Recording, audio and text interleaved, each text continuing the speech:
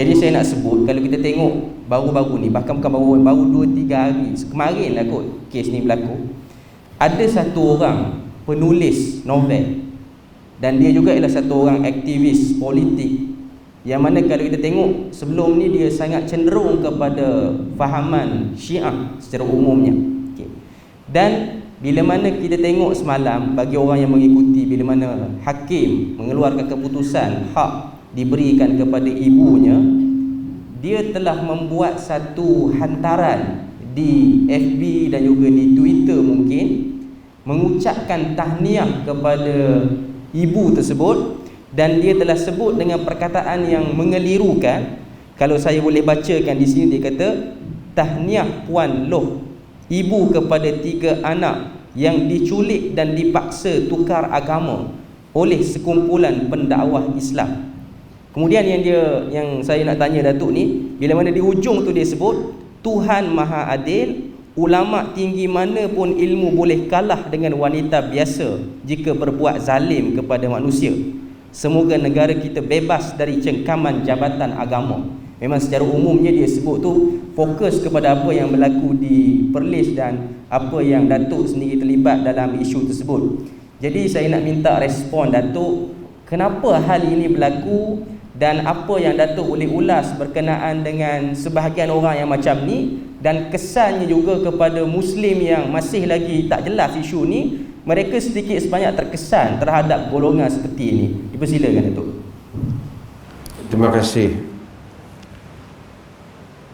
Tuan-tuan hadirin dan hadirat dan penonton sekalian, saya tengok jugalah isu-isu hak dok lantang ni. Satu, ada geng parti politik hak tertentu tu, hak duk sebut rahmat banyak sangat ni. Hak tu satu hal. Rahmat alamin, tapi tak nampak alamin pun duk nampak rahmat kat kafirin saja, kan? Satu kumpulan. Satu kumpulan ni ialah kumpulan Syiah. Hak satu kumpulan tu pun kepala dia tu pun Syiah juga. Hak ni Syiah. Dia geng-geng Syiah ni, saya tengok depa ni support betul untuk dan tuduh colek, paksa, padahal depa dah dengar, satu Malaysia dengar saya terang ni. Macam saya bagi tahu tuan-tuan, nak colek apa, ustazah tu yang pi cari mak dia, nak suruh mai tengok anak. Kalau tidak 3 tahun dah mak dia tak cari dah, ataupun tak jumpa depa. Bila mak dia mai, kita yang pi hantar pi kat balai polis tu supaya dia ambil. Dia main dengan surat, tapi dia tak boleh ambil sebab budak-budak tu tak mau ikut. 14 bulan hari Isnin di balai Kangar ni, di Kangar ni, budak-budak tu dah main. Kenapa masuk ke Jabatan Kebajikan tu? Sebab bertegang dengan mak dia di situ lah. Akhirnya Jabatan Kebajikan ambil. Mak dia yang sign bagi.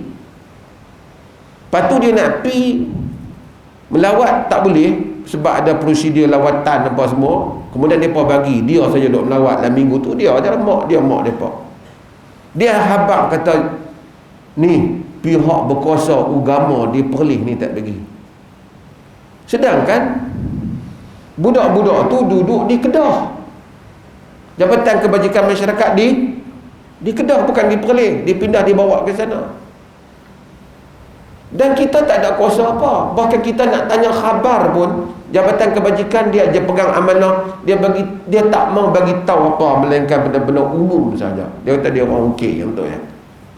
Pasal dia pegang benda amanah tu. Mak dia yang pergi puak-puak hak geng Syiah ni. Hak menulis novel tu sama, hak aktivis sosialis ni pun sama.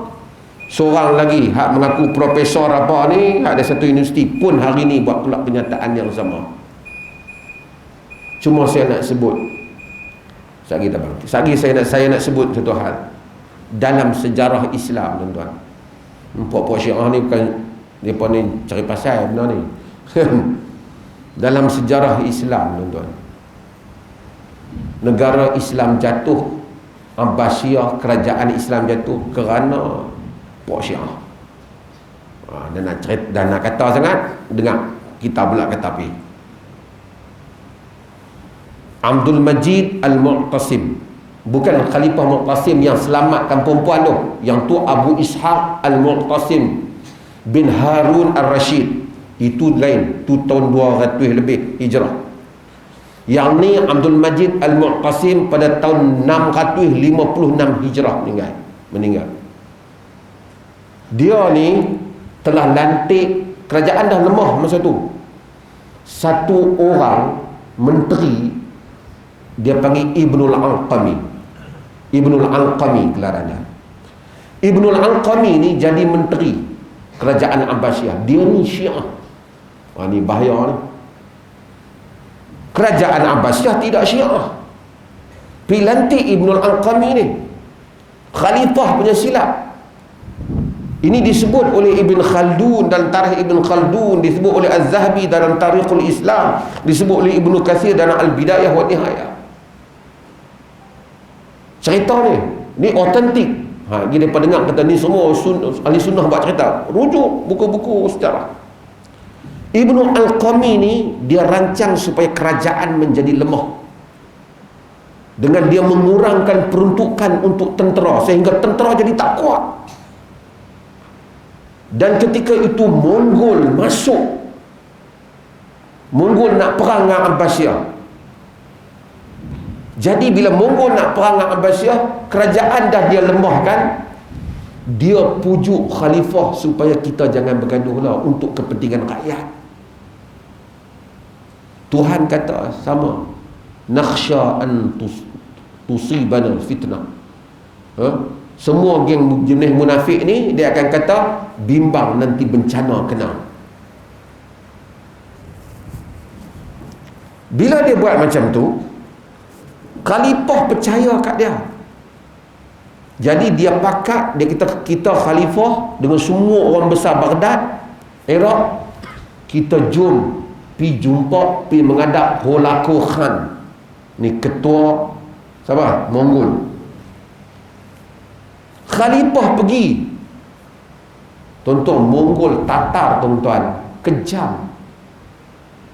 Perpustakaan Darul Hikmah selepas masa kejatuhan habis. Buku-buku dia ambil, buang dalam sungai Furat dan Dajlah. Dia pijak buku tu lintas, punya banyak buku-buku karya orang Islam dalam berbagai bidang.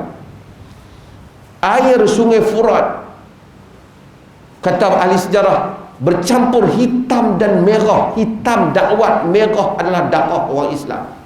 Kejamnya Mongol. Kerajaan tak mampu lawan kerana ni Al-Qami ni, Ibnul Al-Qami ni. Dia pergi ajak khalifah pergi menghadap. Holako mana ada peraturan, dia bunuh semua kepimpinan kerajaan. Dia tinggal khalifah saja dengan beberapa orang lagi, beberapa belas orang dia tinggal. Dan akhirnya Ibnul Al-Qami juga cadang supaya bunuh juga khalifah. Khalifah pun Mongol bunuh. Dengan harapan Ibnul Al-Qami ni dia jadi orang besar kerajaan Mongol. Tapi malangnya, As-Subki tulis, malangnya sejarah menunjukkan dia jadi orang yang paling hina di Baghdad. Jawat dulu dia jadi menteri, Mongol lapar pun tak bagi kat dia, duduk miskin merempat tepi jalan. Satu istilah yang mereka guna dalam barangkali bahasa Mongol, dia pakai husha kasha, iaitu jadi khadam kafir, menjatuhkan orang Islam. Islam Baghdad dijatuhkan oleh Ibnul Al-Qami. Jaga-jaga dengan musuh dalam selimut. Musuh dalam selimut. Kita orang Islam ada benda kita berbalah sama-sama kita. Yes. Muawiyah bin Abi Sufyan bertarung dengan Ali bin Abi Talib dalam isu politik. Tetapi apabila dia mengetahui Rom bergerak ke sempadan orang Islam, kata Muawiyah, surat dia kepada Rom, aku mendengar kau bergerak ke sempadan orang Islam, kalau kau bergerak lagi, Aku akan berdamai dengan sepupu aku di atas apa harga pun dan memerangi engkau sehingga ke negeri engkau. Ada masa orang Islam mesti tahu macam mana perbezaan kita pun, sampai peringkat nak jatuhkan Islam, kita berdiri bersama-sama walaupun ada perkara kita berbeza. Ini Syiah ni, dia memang rekod mereka macam ni. Rekod dia memang macam ni. So kita tak heranlah dengan rekod mereka ni. Cuma dia apa ni, dia macam tu lah dia. Kerajaan dia bagi jatuh, Timur Tengah dia bagi kacau. Itulah dia. Kalau tidak, dia bezakan kita. Kita kata Sayyidina Abu Bakar, Umar, dia kata Abu Bakar dengan Umar kafir. Macam mana dia nak sembang panjang dengan kita? Kalau Umar Abu Bakar kafir, yang lain tak heran. Wallahu a'lam.